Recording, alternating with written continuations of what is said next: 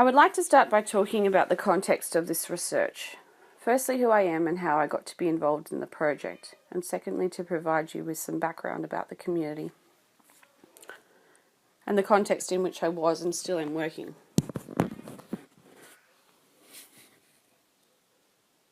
The context is also crucial, especially as I'm working in intercultural research with Aboriginal Australians.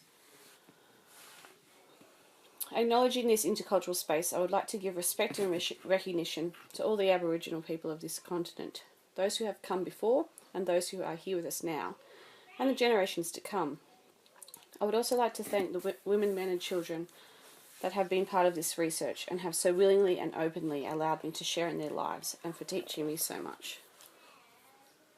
The photos in this presentation were taken throughout the research, and you will notice some of my daughter, son and I at various stages. Positioning myself is important to me, as I find whenever I interact with Aboriginal friends in Alice Springs or out on community, I am not asked firstly what I do. Rather, I am asked questions of who I am, where I grew up, who are my family, and how I am linked to the people I am speaking with. Nailu Napananka, Nayuko mi te Jupurula, Pipuri Nayuko Nakamara Chakamara. These are our skin names. To us, they represent the long-standing relationships that we have formed over a number of years living and working in the Western Desert region. Whenever people see us, they always greet us by skin names, matching our children up with the right skin matches, or commenting that they are the person's mother or grandmother by skin name for our children reinforces our relationship.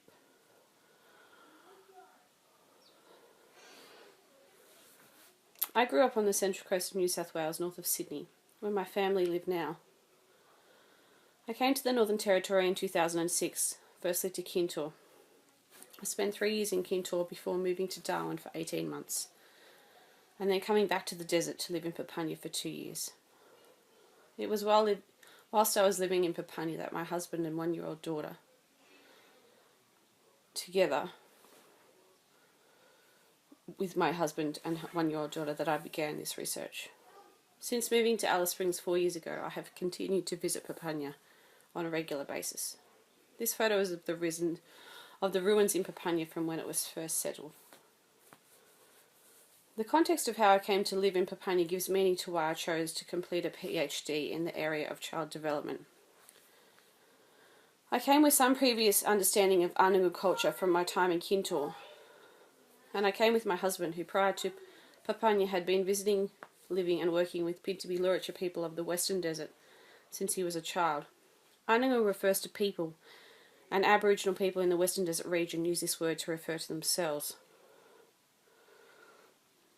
Many community members knew my husband better than they knew me, but by association this came with a level of respect that meant that I already had a connection. Many white fellows visit Papunya, and I use that term not as a derogatory term, but purely because this is the term often used in Papunya to refer to people who are visitors and who are not Aboriginal. Many come, but they only visit for a short time. Many fly in and out the same day, or only have a short-term contract. There are others that stay longer, but with such short visits there is a minimal opportunity to make a connection, to create any kind of relationship with people on the ground. The connection that I had I was able to build upon, and this was an important start to the research process. As much as the research was about telling stories of children growing up, I also learned a great deal about not only the intercultural space in research and how to represent people in Papunya authentically, but also how to grow up children and the importance of family. Papunya is about 240 kilometres west of Alice Springs, roughly 140 kilometres along the Tanami from Alice, and then a left turn onto dirt for a further 100 kilometres. For those not aware of the history of Papunya, it was established in the 1950s as an alternative location to Hutt's Bluff, which was originally a mission. Papunya was established as a government settlement and brought Aboriginal people in the region into one area, mixing tribes and language groups.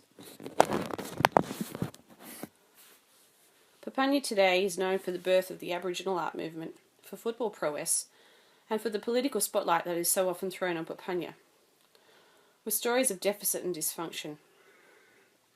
This public profile impacts on how people perceive Papunya and the people that live there. It also impacts on how people act when they arrive in Papunya and what they see. Coupled with the statistics that regularly label children growing up on remote Aboriginal communities as in deficit, I was keen in this research process to give people in Papunya the opportunity to tell the stories they wanted to tell, and to provide an alternative story to the deficit and dysfunction.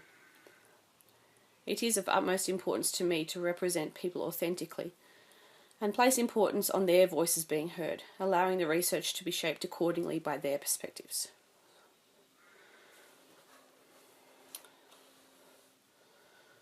The perceived way of conducting the research, however, influenced by my reading of the literature and academia in general, required me to apply a set of standards that had been used in other communities.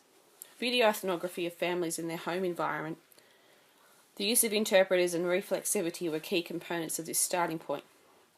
However, community members were not enthusiastic about video ethnography, and I got minimal response from the idea of participants taking photos of children's interactions within the family home. This photo is of a one-off event in the childcare centre where children were learning about their culture from the grandmothers. Had there been regular events such as these, perhaps video ethnography and participant reflection would have been more possible, but this was not the case.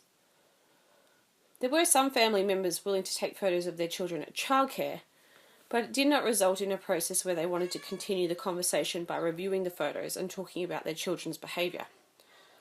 The photos were for different purposes. I put myself in their shoes figuratively and realised that I was not the kind of person who would be willing to videotape my child in my home either. We were not that different in that respect. So if I wasn't willing, how dare I expect someone else to be?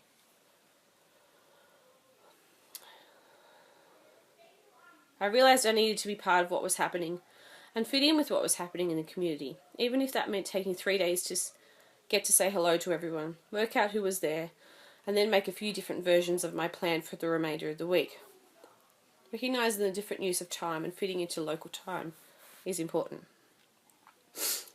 This photo was taken on a sports weekend where I spent lots of time interacting with families, but not in a research way. Sports weekend is very important in Papunya, not only to watch the football and softball, but to spend time with family who have travelled from near and far. My participation in the weekend contributed to building the relationships for this research. What could have been perceived as a barrier in terms of time, instead, I saw as a contributor. I needed to start again from scratch, without any preconceived ideas of how this research was going to happen.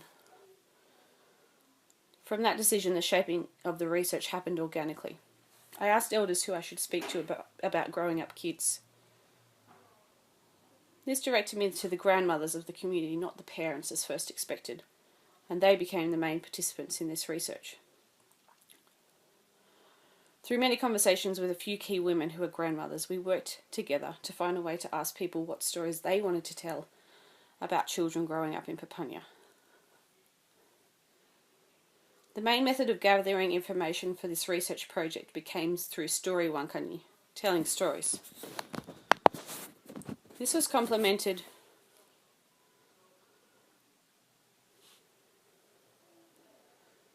by observations of my own and parents and grandparents when my daughter and later son as well were playing with their children. This was how the women wanted to contribute. I struggled initially with the change as I had invested time and energy into trying to meet the academic expectations of how this kind of research was supposed to be done. But I realised I needed to work with the opportunities I had. I needed to work with how people in Papunya wanted to shape the research.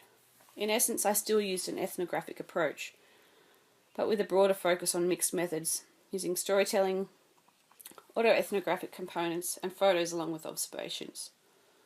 The photo of the speed hump is a good reminder of the need to slow down and reflect in research. It was taken just outside our house in Papunya when we were living there. I was in a position where I was able to take the time to change the approach and attitude to the research as I was a resident in Papunya. It took more time than I intended, and also it wasn't a straight line.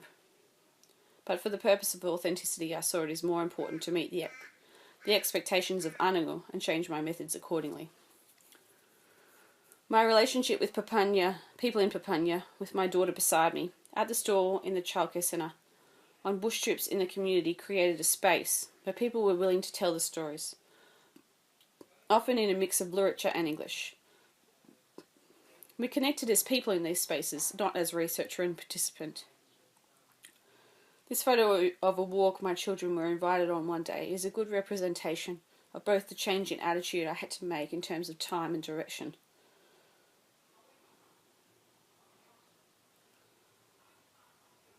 Once I had let go of the expectations of how the research should progress, the process became easier. Bush trips became the preferred environment for storytelling and enabled participants to shape the research. Bush trips also created an equal standpoint, where I was learning skills in Anunga way, collecting bush tucker, such as honey ants and witchetty grubs. And at the same time, the women were providing information about what was important to them. This created further opportunities for relationship building. It meant the participants started telling me what was important to them, rather than what they thought I wanted to hear. Had I stuck with the idea of video ethnography as a focus, these opportunities would not have arose. It took more time, but it also highlighted the strengths of Anunga children in action, and gave participants the opportunity to comfortably highlight the stories that they wanted to be told. Equally, my children and I were learning at the same time. Over the past 6 years of this research project, the relationships that I have built upon have brought me full circle in this journey. One mother decided earlier this year that she wanted to take the camera and document her own bush trip with her family for the purpose of the research. I believe the trust created by our friendship contributed to her willingness to do this. These photos are some of the photos taken when she went on the bush trip hunting for goanna. I have learnt so much from my time in Papunya. I've learnt about taking the time to discern the best approach to research to fit the community context. I've learned about the authenticity of participant-led research and about the importance of a strengths-based approach, one that is directed by participants and contests the dominant discourses of negativity. I have learned about the strengths of Anunga parenting and am working to apply some of them in my own parenting. The importance of prioritising time for family, for example, is without a doubt a strength that Western families could benefit from applying. That brings me back to the idea of perspective and the expectations of research. It is so easy to be focused on what needs to be done that we often don't take the time to think if it is the best way forward. Is it not more beneficial to spend our judgment as much as possible until we have more of the story? By doing so, we notice things that have not been looked at before. In the context of this research, I got to hear about the strengths of Anunga way and the values that family regard as important. These things can too often get lost in the conversation of deficit and dysfunction.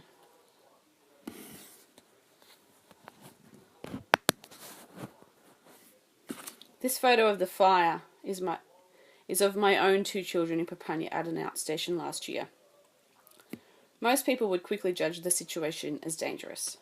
We are so often drilled into us as Western parents to advise our children of the dangers of fire. But this event happened without any adult supervision or direction other than me looking on from afar, as I knew my own children had minimal skills in making fire. The 7-year-old from the outstation led my 2 children and her 2-year-old sibling in how to make the fire. I mentioned to one of the women living at the outstation later that day that I was cautiously watching, but she wasn't concerned. Making a fire in a cubby spot beside the house yard, she told me, was a regular part of the children's play. Fire is a part of everyday life. It is both a source of warmth for many families, as well as a method of cooking, and children are expected to be comfortable and adept at making a fire. It is a way of life in Anunga culture and has had a place in daily life for many thousands of years and is still relevant today. It would be easy to make a judgment on this occasion, but when a child's behaviour is situated in a culture different to our own, and we do not have the full understanding of that culture, it is foolish to judge. This photo and the next represent Anunga the way I needed to fit into local ways of life to make this research happen. This was also overwhelmingly the message from the women in this research. That Anunga needs to come first for Anunga children. Anunga children need grounding in their own culture and language and values before they can learn others. A two-ways approach, especially in education, is required. But this should not be at the expense of Anunga. Another important message from the women was the importance of kanyini, which can mean holding or nurturing, and encompasses the idea that children need to be held in a safe cultural space to learn. A derivative of this word is a kanyupa, a dish for holding, often seen as a kulamun for holding babies in a traditional way. The value placed on the importance of kanyini is immense, and came up in many conversations about children. Values are embedded in language and culture, and we cannot understand them without context. A direct translation of kanyini, holding, neglects to capture the value and importance of the concept. To understand a strength, we need to know the context and meaning of why it is a strength. To finish, as well as learning about how Anunga grow up their children and more appropriate ways to engage in research, I also learned to develop 3 key dispositions as a researcher. These are self-reflection, suspension of judgment, and the need to seek out and embrace different perspectives. And I am sure we will be talking more about these concepts and how they contribute to sustainable research in an intercultural context throughout the day today. Thank you.